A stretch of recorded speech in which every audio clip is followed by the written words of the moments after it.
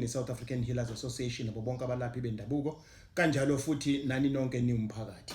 Njengalokhu nonke nazi ukuthi sishiwe iqhawe ingqalabutho ubaba uCredo Muthwa.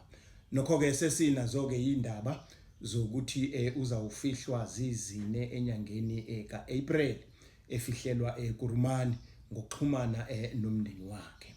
Okubhlungu ke ukuthi kwenzeke lo ngesikhathi esibhlungwanyana la kungeke kube khona ukuhlangana okukhulu okuwukuthi abantu babengaphezulu kwekhulu beze ngomathanda kanti liqhawe bekuzokuza umhlaba wonke jikelele. Kodwa sesikhulumile siwumsamo Institute ne-UKZN ukuthi emva konke lokhu siyoba neNdumezulu Memorial Service yakhe eyoba khona la eKZN. Okunye futhi engithanda ukusho sicabanga ukuthi senze into ezobizwa ukuthiwa iCredo Muthwa lecture ezokwenzeka iminyaka yonke. Sisezokuhlela konke lokho sinazisi.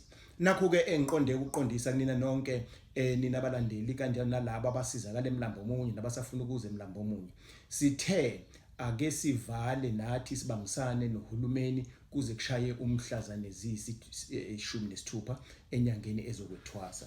Siyoqala ngomhla ka-17 ukusebenza kuyena uApril. Ngiphinde ngomhla ka-17. Ngizocela ukuthi niloke nifonele emahhovisi ethu nizwe ukuthi nihlelwe kanjani ezinombolweni zethu esihlale sizisho. Sihlele kanje. Uma kade ubhukhela umhla ka-17 April asithi nje uma kade ubhukhelwe usuku esagcina ngalo usuyahlehla ke njalo usuyahlehla ke ngenze isibonelo mhlawumbe uma kuukuthi bewubhukhelwe usuku mhlawumbe lwamhla ka-17 should usu-18 uma ubhukhela u-18 usu-19 uma ubhukhela u-19 usu-20 uma ubhukhela u-20 usu-21 njalo kodwa thinta nani namahhovisi ethu azonichazela ubuzo ukuthi hawu ngingene kuluphi usuku mina ngoba uma nibhekiseka sesihlehle manje ngamasonto amathathu bese siyifully booked kuze kushaye umhla ka-22 kuJune.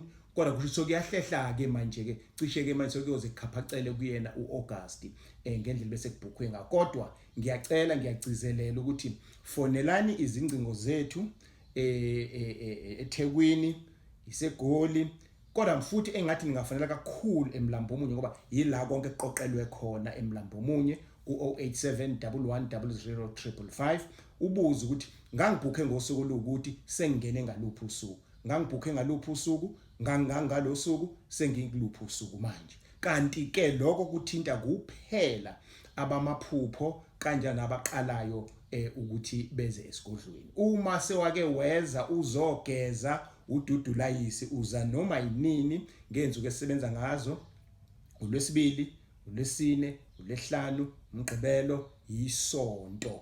Uma sewuzogeza akukhethi awubhukhi uza noma ngaluphi usuku. Bese bakhona laba engathi kubona bama special cases ngokuthi fanele ukuthi ngile ngibamonitor kunjani bangavela bona ngosuku lwangesonto.